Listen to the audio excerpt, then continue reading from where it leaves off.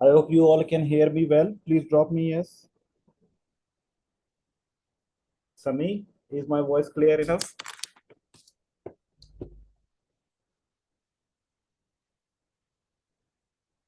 Okay. So far, we had started the first chapter of pedagogy. And as yesterday I told you all that this notification was just based on the previous correspondence that was made, ठीक है, और वही चीज़ सही साबित हुई।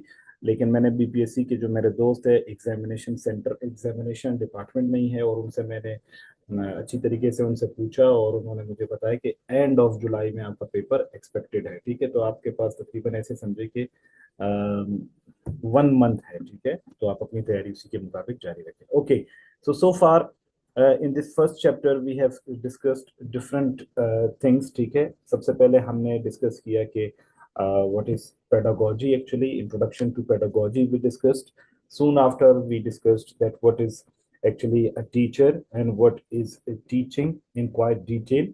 And then we discussed some of the qualities of the good teacher, that what a good teacher is known as, what are his qualities, what he should be doing and what he should be avoiding, how can he become a productive citizen, and how can he bring more reformations and more development in his students. And then we move towards teaching, that what is the teaching, what is the intrinsic, what are the intrinsic tool and what are the extrinsic. And then we move towards lesson planning, that what a lesson planning is, how lesson planning should be carried out, what are the do's and what are the don'ts, okay, and what are the techniques used in in improving the qualities of good lessons. Besides these, we move towards the motivation. How can we increase the motivation level of our students? How can we bring them on right track? How can we bring intellectual, cognitive development along with their psychological and personal growth? ठीक है, ये तमाम चीजें हमने discuss की। And then today we are going to move towards some of the methods that we use, that a teacher usually uses for teaching the students। ठीक है, तो उसमें इस ये जो मैंने आपके सामने टेबल बनाया है, this table will help us out. The very first one, inquiry method. Inquiry, from name it's clear that in this type of method a teacher, अभी देखिए यहाँ पर मैंने जो पॉइंट्स लिखे हैं, मैंने हर कॉमा के बाद या हर फुल स्टॉप के बाद जो दूसरा पॉइंट लिखा है ये उसका सेपरेट पॉइंट है। ठीक है, तो इंक्वायरी मेथड में ये एक ऐसा मेथड है जिसमें first of all the very first thing is that when a teacher enters to the class, he asks different questions that are directly or indirectly linked with his current topic. Like, for example, today I'm going to teach adjectives. So as I come to the class, I ask you the questions, how are you all? आप कहते हो we all are fine। फिर मैं कहता हूँ how is the weather? आप कहते हो weather is too hot। मैं कहता हूँ how is your health? You say sir we are completely fine। तो मैं आपको बताता हूँ कि today we are going to study, we are going to discuss uh, adjectives, and the questions that I asked you, that how are you all replied we all are fine। तो आपने fine का लफ्ज use किया। फिर मैंने आपसे पूछा कि how is the weather? You all said sir the weather is very hot। आपने hot का word इस्तेमाल किया। फिर मैं कहता हूँ कि भाई फॉर एग्जांपल तीसरा क्वेश्चन जो भी मैंने पूछा भी मेरे जहन से निकल गया। ठीक है, कि for example how are you looking, तो वो कहते हैं कि sir you are looking dashing. ठीक है, तो ये डैशिंग लफ्ज आपने जो इस्तेमाल किया, ये सारा क्या है, आपने इनमें फिर आप कहते हो कि आपने ये अल्फाज तो इस्तेमाल की, कि आपको पता है कि ये अल्फाज ग्रामेटिकली क्या होते हैं। तो वो कहते हैं नहीं सर हमें पता नहीं है, या अगर किसी को पता होगा तो वो अपनी नॉलेज आपके साथ शेयर करेगा। तो आप जब बैकग्राउंड नॉलेज को चेक करते हैं तो इसको हम क्या कहते हैं, ethno methodology. What it is called, ethno methodology. Ethno methodology जब आप किसी के बैकग्राउंड नॉलेज को, या प्रायर नॉलेज जिसे हम कहते हैं, ठीक है, प्रायर नॉलेज को जब आप चेक करते हो किसी टॉपिक को पढ़ाने से पहले, तो आप जब वो नॉलेज एग्जामाइन करते हो तो उसे हम एथनो मेथोडोलॉजी कहते हैं। तो उनमें से जिनको पता होता है वो आपको रिप्लाई करेंगे yes sir this is adjective, this is this. लेकिन फिर आप क्या करते हो, जब आप उनमें से उनके साथ डिस्कशन करते हो, डिस्कशन के बाद फिर आप कहते हो कि यस यू आर राइट, या ये यू आर रॉन्ग, या जो भी आपने उसको बताया, फिर आप उसको कहते हो these are adjectives. For example, मिसाल के तौर पर मैं बता रहा हूँ, इसी तरीके से आप उनसे कुछ भी क्वेश्चंस पूछ सकते हो। आप उनसे पूछ सकते हो कि आपको पता है कि इंसान किस चीज से बना है, तो वो ये कहेंगे यस सर, इंसान जो है ना वो फॉर एग्जाम्पल हड्डियों से बना है, या जो है ना मीट से बना है। तो आप उसको कह सकते हो साइंटिफिकली इंसान किस चीज से बना है, तो उनको पता नहीं होगा। फिर आप उनको बताएंगे कि इंसान के जिस्म में इतने ट्रिलियंस ऑफ ट्रिलियंस किस्म के सेल्स होते हैं। तो इंसान की जो लाइफ का जो सेल है, लाइफ का जो यूनिट है वो सेल है। और सेल क्या होता है, हमारे जिस्म में इस तरह के एक खुलिये होते हैं, सेल होते हैं, उसके अंदर ये चीजें अवेलेबल होती हैं। तो आप क्या करते हो, आप उनके लिए फैसिनेटिंग बनाते हो। तो इंक्वायरी मेथड में आप सबसे पहले डिफरेंट किस्म के क्वेश्चंस पूछते हो, डिफरेंट किस्म के क्वेश्चंस पुट अप करते हो, and soon after asking those questions you get their attention. And when you get their attention, they are completely, attentive towards you. And this develops the constructive approach in a sense that you keep every stone, you keep every brick, and it leads to the construction. जैसे आप घर की construction करते हो, ठीक है, तो आप उसमें एक एक ब्रिक जो रखते हो, एक एक ईंट जो रखते हो, उससे आपका घर कंप्लीशन की तरफ मूव ऑन कर रहा होता है। So in the very same way, in constructive method, whatever the questions you ask, whatever the discussions you do, whatever the activities you do, these all simultaneously constructs your student, not only your students but your entire class, ठीक है। तो it is a constructivist approach in which you construct the idea, you construct the experience, you construct the behavior of your students. Learners are active participants. It means आपके जो learners हैं, आपके जो सामने आपके जो students बैठे हुए हैं, students are also known as pupils. Remember, हो सकता है आपके पेपर में आपने देखना होगा, ठीक है, कि आप टीचर के लिए कौन कौन से सिनोनिम्स इस्तेमाल कर सकते हैं और स्टूडेंट्स के लिए कौन कौन से सिनोनिम्स इस्तेमाल किए जा सकते हैं। क्योंकि आपके हो सकता है कि वो आपसे क्वेश्चन में पूछे कि how will you engage your pupils, तो आप हैरान हो जाओगे कि यार ये पुपिल्स क्या है, और इस एक लफ्ज की वजह से आप उस क्वेश्चन को भी छोड़ देते हो, ठीक है। तो आपने इस तरह उसके कुछ सिनोनिम्स देखने होंगे, ठीक है, कि टीचर को गाइड भी कहा जाता है, लर्नर भी कहा जाता है, फैसिलिटेटर भी कहा जाता है, ठीक है, इंस्ट्रक्टर भी कहा जाता है, इसी तरह स्टूडेंट को पुपिल्स भी कहा जाता है, सन ड्राई भी कहा जाता है। तो ये क्या होता है, इन चीजों को आपने देखना होगा, ठीक है। And in the very same वे, यहाँ पर स्टूडेंट्स एक्टिव लर्नर्स होते हैं। उनको आप इन्वॉल्व करते हैं, and then teacher act as a facilitator. Teacher क्या होता है, याद रखें, आजकल के मॉडर्न दौर में जो टीचिंग का जो पूरा प्रोसेस है, इसमें सबसे ज्यादा जो सपोर्ट किया जाता है, सबसे ज्यादा जो इनकरेज किया जाता है, वो कहते हैं कि ज्यादातर जो हमारे पास जो अप्रोच होनी चाहिए वो स्टूडेंट सेंटर्ड अप्रोच होनी चाहिए, यानी स्टूडेंट्स की एक्टिवनेस ज्यादा होनी चाहिए। क्योंकि टीचर को ज्यादातर चीजों का पता होता है, teacher should act like facilitator.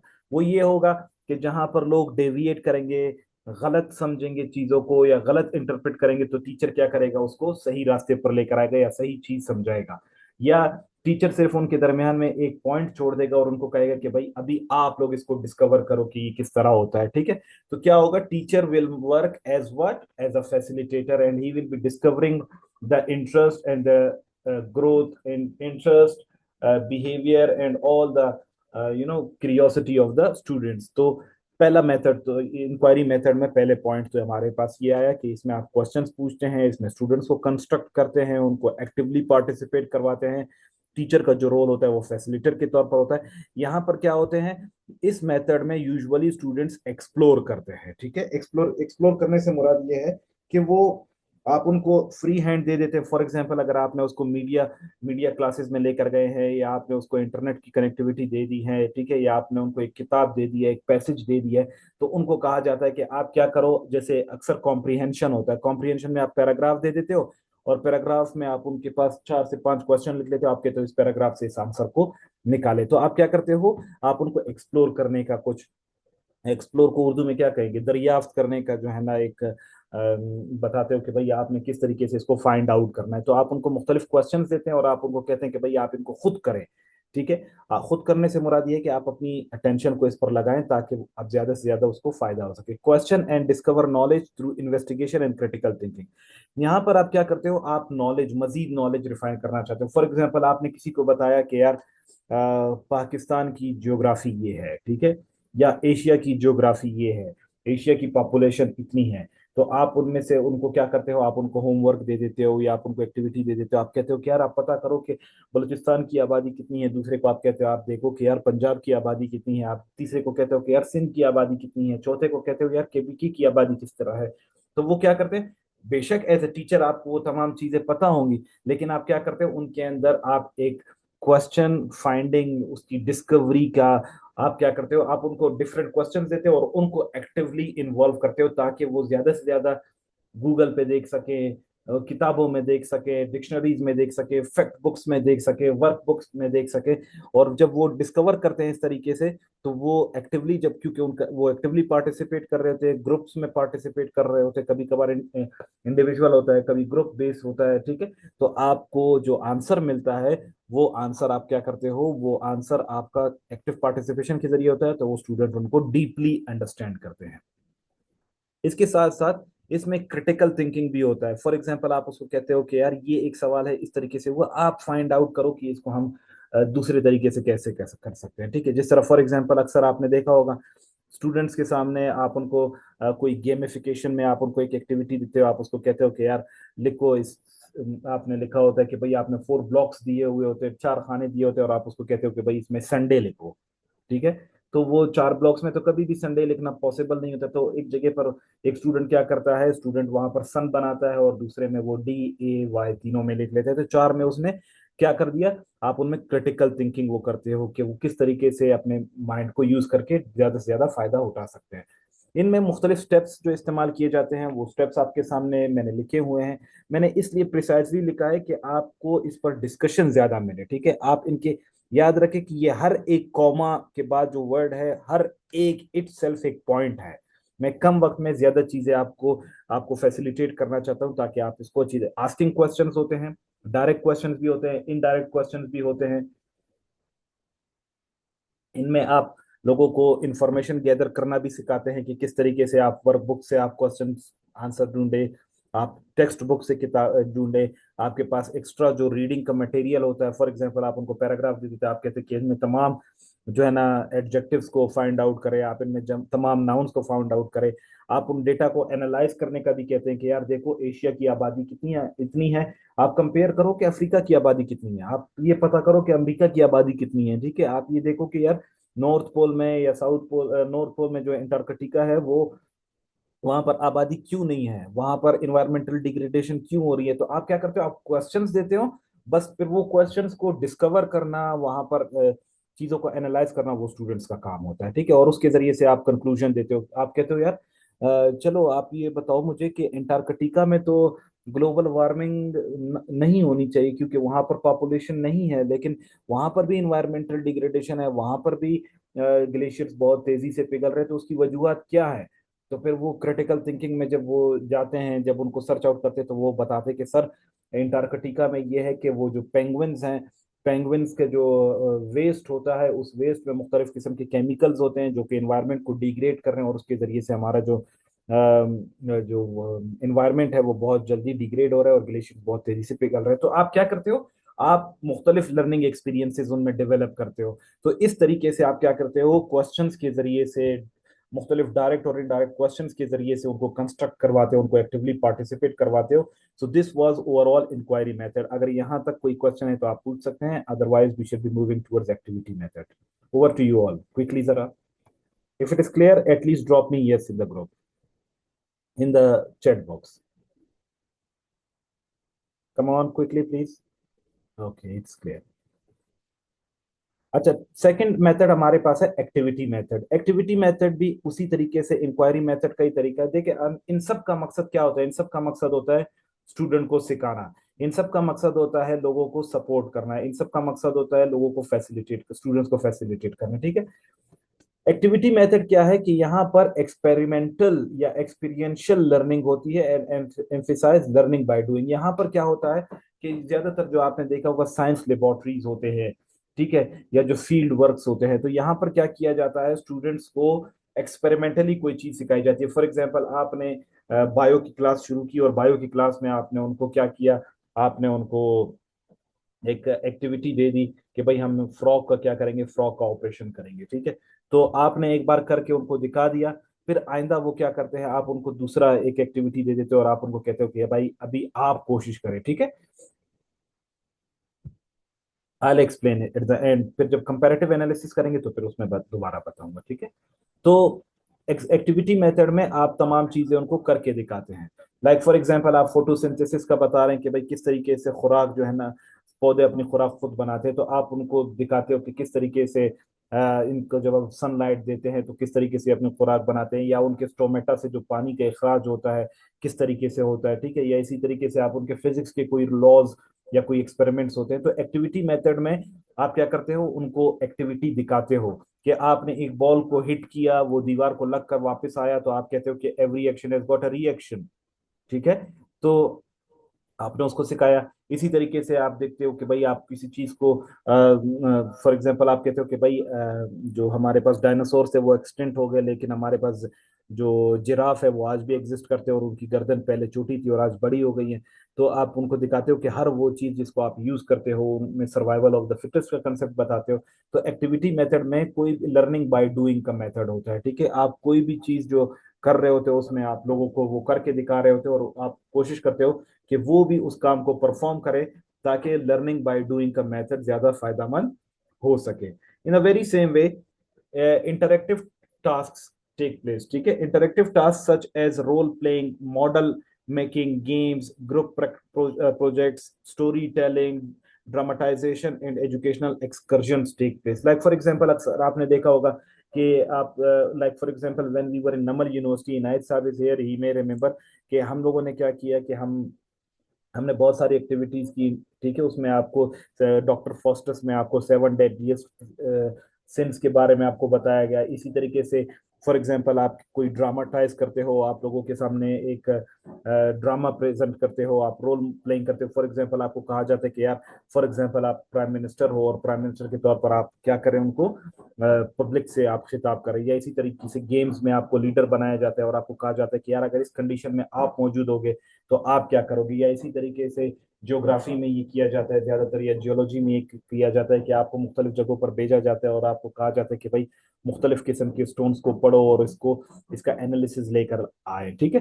तो आप में क्या, आपको क्या किया जाता है, आपको लर्निंग बाय डूइंग सिखाया जाता है, आपको मुख्तलिफ गेम्स में इनकॉर्पोरेट किया जाता है। फॉर एग्जाम्पल जैसे बचपन में हम IGI गेम्स खेला करते थे, तो हम क्या कर रहे होते थे उस पर्टिकुलर, हम में जो वो बोल्डनेस आती थी या हम में जो वो क्यूरियोसिटी आती थी, वो इस वजह से आती थी क्योंकि आपको उस गेम का हिस्सा बनाया जा रहा होता था। तो यहाँ पर भी इसी तरह होता है, आपको सोशल वेलफेयर की एक्टिविटीज में लेकर जाता है, आपको इन्वायरमेंट का या ट्रीज की या ग्रीनरी की इंपॉर्टेंस बताने के लिए आपको फॉर एग्जाम्पल आपसे ट्री प्लांटेशन की कैंपेन करवाई जाती है। अक्सर आपने देखा होगा आजकल के प्राइवेट इंस्टीट्यूट्स में जो है ना, वो आपको everyday yellow day, green day, blue day ये मनाए जाते हैं। वो इस वजह से होता है, द पर्पस इज कि आपको लर्निंग बाय डूइंग सिखाया जाए। इट इज समथिंग लाइक कि यूजुअली एंटीसिपेटरी सोशलाइजेशन हमारी सोशियोलॉजी में एक कंसेप्ट है, जिसमें फीमेल्स को ज्यादातर, हर शख्स को लेकिन ज्यादातर फीमेल्स को वो कोई भी काम करके सिखाया जाता है। फॉर एग्जाम्पल वो खवातीन जो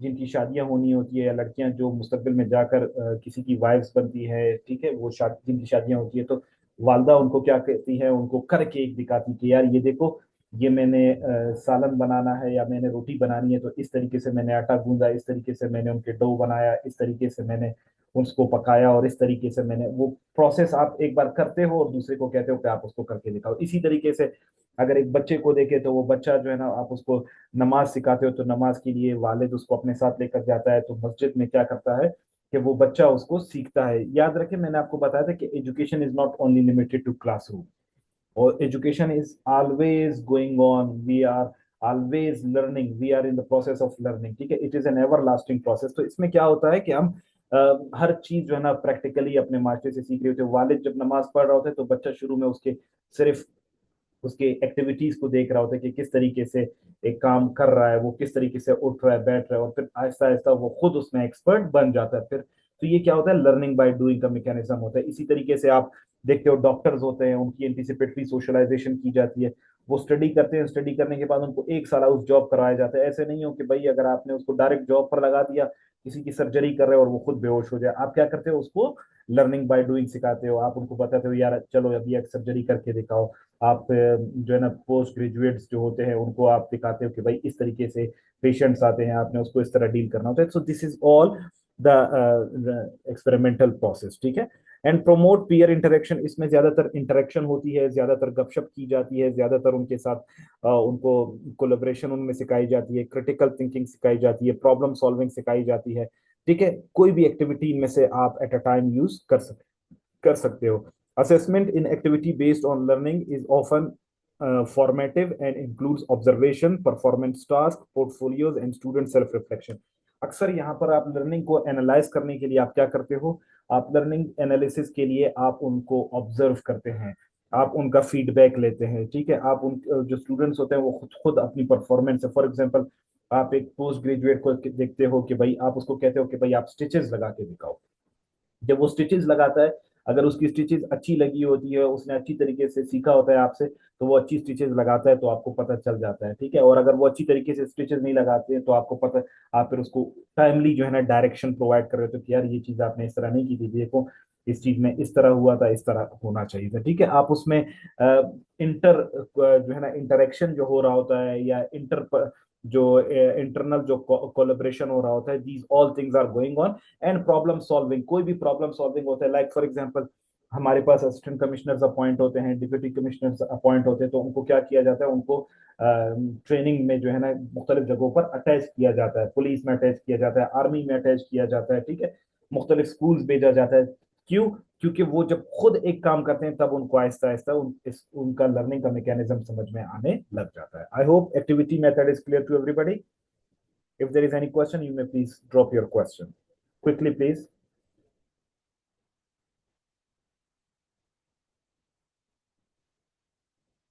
आपके इंक्वायरी मेथड में क्वेश्चन आंसर का इस्तेमाल किया जाता है, ठीक है। आप क्वेश्चन स्टूडेंट्स को ज्यादा इन्वॉल्व करते हैं, आप उनसे इंटरेक्टिव होते हैं। क्या नाम था आपका,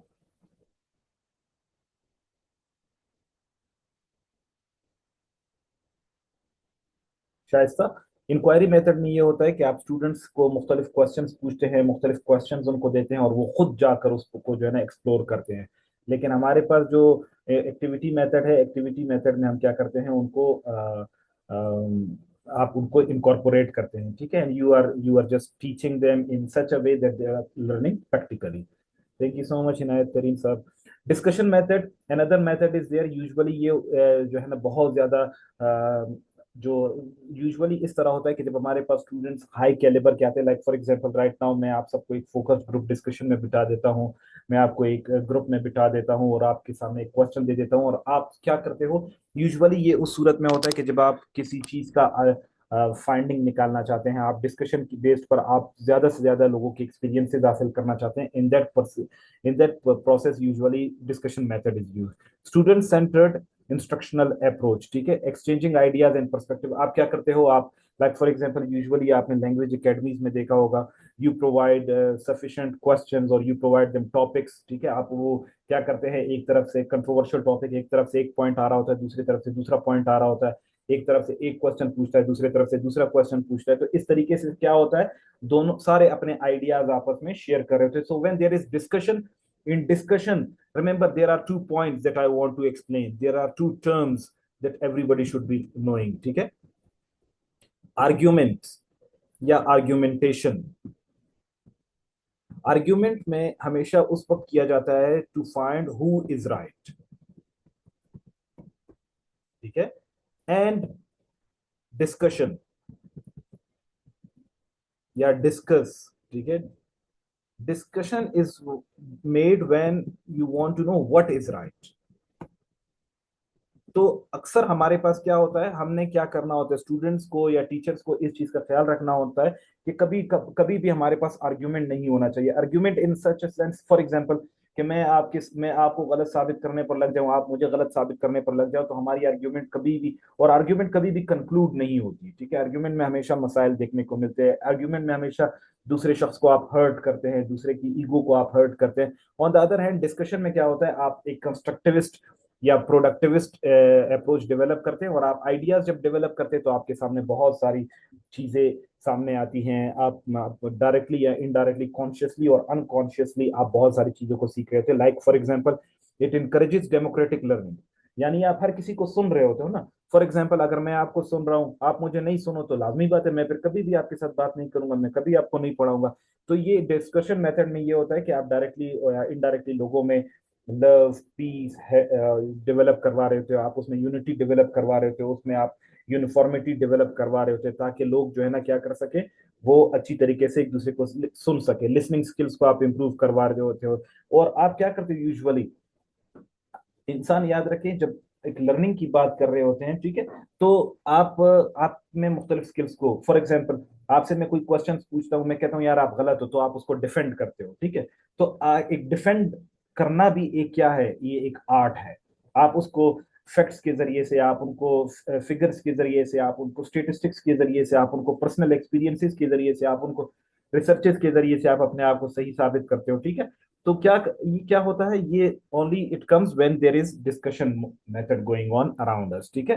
तो डिस्कशन मेथड हमें हमारी लर्निंग भी डेवलप करवाती है, हमें डेमोक्रेटिक लीडरशिप भी सिखाती है, हमें हमारी लिसनिंग स्किल्स को भी इंप्रूव करती है कि भाई हम किस तरह दूसरे को सुनेंगे। हम एक सोसाइटी का डेकोरम भी समझते हैं, हम अपनी क्रिटिकल एनालिसिस को भी डेवलप करते हैं, और इसी तरीके से दूसरों के व्यू पॉइंट्स को समझने की भी कोशिश करते हैं। याद रखें, हमेशा अच्छा लर्नर जो होता है वो दूसरों से सीखता है, उसकी अपनी तो थॉट होती है। रिमेंबर वन थिंग, आप अभी फॉर एग्जांपल ना, आप स्टडी करें, तो एक इंडिविजुअल जो स्टडी करता है वो अक्सर उससे कोई ना कोई पॉइंट रह जाता है, लेकिन जब आप ग्रुप स्टडी करते हैं तो एक पॉइंट आपका होता है, एक आपके दोस्त का होता है, एक तीसरे दोस्त का होता है, एक चौथे दोस्त का होता है। तो जब वो सारे आपके पॉइंट इंक्लूड होते हैं, तो जब आप कल को पेपर सॉल्व करने के लिए बैठते हैं, तो अक्सर वो आपकी दोस्त की बात, कही हुई बात आपके जहन में आ जाती है, दूसरी दोस्त की बात कही हुई आपके जहन में आ जाती है। तो इससे आपको बहुत ज्यादा प्रोडक्टिविटी देखने को मिलती है, ठीक है। कि यार मेरे दोस्त ने ये एग्जांपल दी थी फिजिक्स, मैं आपके सामने फिजिक्स की बात करता हूँ, मैं बलूच खान लांगो की बात करता हूँ, मैं एजुकेशन की बात करता हूँ तो मैं नायब तरीन साहब की बात करता हूँ। इसी तरीके से मैं किसी, फॉर एग्जांपल मैं इंग्लिश की बात करता हूँ तो मैं रशीद साहब की बात करता हूँ, मैं पॉपुलेशन से रिलेटेड बात करता हूँ तो मैं दाऊद साहब की बात करता हूँ। तो ये क्या होता है, ये डिस्कशन के जरिए से आती है, ठीक है। और डिस्कशन मेथड जरूरी नहीं है कि एक ही डिसिप्लिन से लिंक्ड हो, इसमें आपके पास डाइवर्सिटी आती है। डाइवर्सिटी इंसान के माइंड में उसी वक्त आती है जब वो डिस्कशन करता है, got it. And then open discussions होती हैं, अक्सर आपने देखा होगा, ठीक है।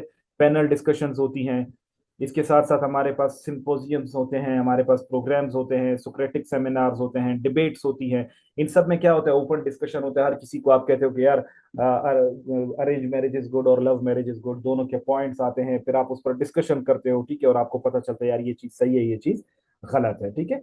तो आप ओपन डिस्कशन करते हो। टीचर इनिशिएट डिस्कशन, टीचर्स का काम यहाँ पर अक्सर क्या होता है, मेरा और आपका काम ये होगा कि हम डिस्कशंस को इनिशिएट करेंगे, प्लान करेंगे।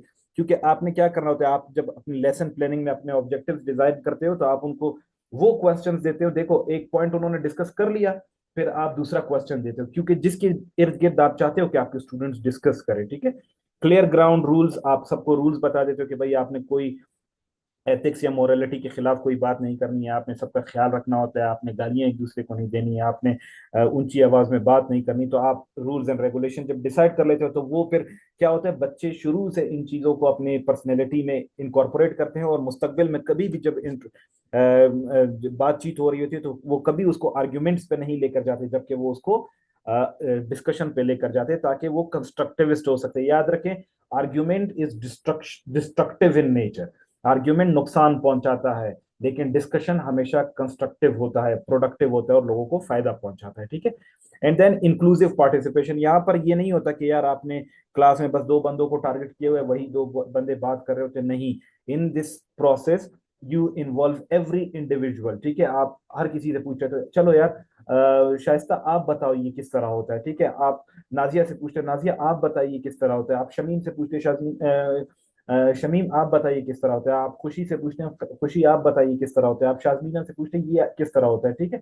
तो ये क्या होता है, ये ओनली उस सूरत में होता है आप उनको इन्वॉल्व करते हैं। अदरवाइज जब आप उनको डिस्कशन में इन्वॉल्व नहीं करते, वो साइलेंट स्पेक्टेटर ही रहते हैं, फिर उनका लर्निंग बहुत स्टॉप होती है, ठीक है।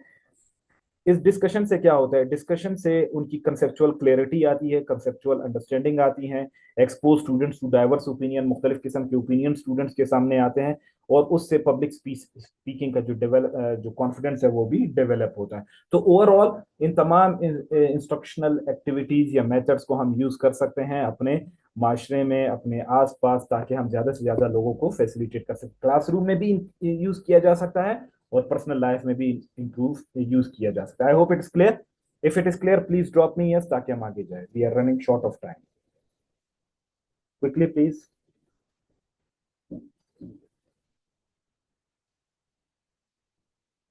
ओके। इसके ज्यादातर यही हमारे पास मेथड्स यूज किए जाते हैं, लेकिन इसके अलावा कोऑपरेटिव लर्निंग भी एक होती है। ये थोड़ा सा जो है ना इतना इंपॉर्टेंट नहीं है, इस वजह से मैंने इसको उनके साथ नहीं लिखा, इसको मैंने सेपरेटली लिखा है।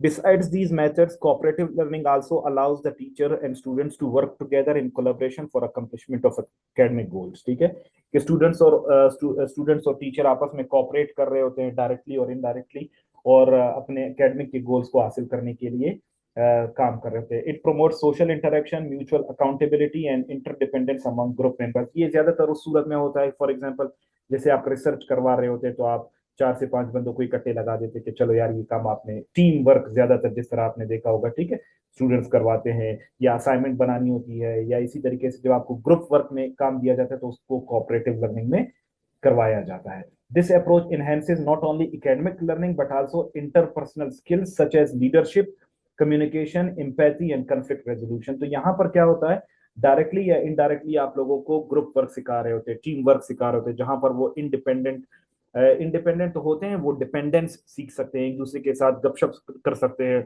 एक ग्रुप को लीड करने का स्किल सिखा देते हैं। ठीक है, आप उसमें लीडरशिप क्वालिटीज डेवलप करते हैं, एक दूसरे के साथ कम्युनिकेशन का स्किल्स डेवलप करवाते हैं, आप एक दूसरे का ख्याल रखना, इम्पैथी या सिंपैथी, ये दोनों डेवलप करवाते हैं। और अक्सर ग्रुप में ये होता है कि लोग एक दूसरे के आइडियाज को अपोज कर रहे होते हैं, तो उनके दरमियान कन्फ्लिक्ट आ जाता है, तो उन कन्फ्लिक्ट को सॉल्व करना, मतलब टीम वर्क में आपने देखा होगा, टीम वर्क में क्रिकेट का मैच देखे, फुटबॉल का मैच देखे, तो वहां पर एक दूसरे के साथ कन्फ्लिक्ट आ जाते हैं, तो ये कोऑपरेटिव लर्निंग उसके लिए ज्यादातर यूजफुल होता है। ठीक है, teacher's role is to organise groups, assign roles, monitor progress and provide feedback.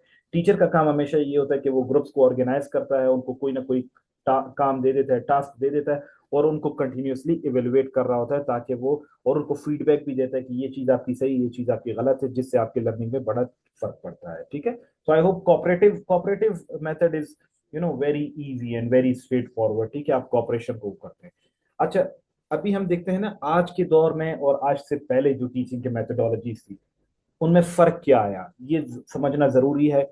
जब हम इसको समझ लेंगे तो हमारे पास बहुत ज्यादा प्रोडक्टिविटी देखने को मिलेगी। ठीक है, आज से पहले ये होता था कि टीचर का जो रोल था ना, पहले ये होता था कि टीचर की अथॉरिटी होती थी, सारा बस टीचर आता और टीचर क्लास में बस लेक्चर डिलीवर कर रहा होता, स्टूडेंट बिल्कुल खामोश बैठे होते और वो उसको लिख रहे होते, उसको सुन रहे होते। लेकिन आजकल के दौर में जो मॉडर्न टेक्नोलॉजी है उसमें टीचर का ये रोल नहीं है। टीचर क्या करता है, टीचर फैसिलिटेट करता है, टीचर गाइड करता है, टीचर खुद भी सीख रहा होता है, वो क्वेश्चंस देता है, स्टूडेंट्स से सीख रहा होता है। स्टूडेंट्स के, फॉर एग्जांपल मैं अगर इंग्लिश की बात करूं तो मैंने, जो मेरा पाकतुक में मेरा स्टूडेंट था मुस्तफ़ा, मैं उससे रीडिंग सीखता था। रीडिंग इन अ सेंस कि जब मैं उससे रीडिंग करवाता था तो उसकी इतनी अच्छी रीडिंग थी कि मैं उससे बहुत ज्यादा इन्फ्लुएंस होता था, और मैं खुद उससे देखता था कि यार इसी तरीके से एक बंदा है वो अच्छा प्रोनाउंसिएशन रखता है तो प्रोनाउंसिएशन में सीख सकते हैं।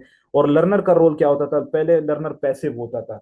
पैसिव ये होता था कि बस टीचर पढ़ाता था और ये रिसीव कर रहा होता था, रिसिपिएंट उसका होता था। ठीक है, मतलब इनडायरेक्टली उससे सीख रहा था। लेकिन आजकल के दौर में जो स्टूडेंट का रोल है, लर्नर का जो रोल है, वो एक्टिव पार्टिसिपेंट है, कंस्ट्रक्टर ऑफ नॉलेज है, वो इक्वली कंट्रीब्यूट करता है, वो खुद भी उसमें पार्टिसिपेट करता है।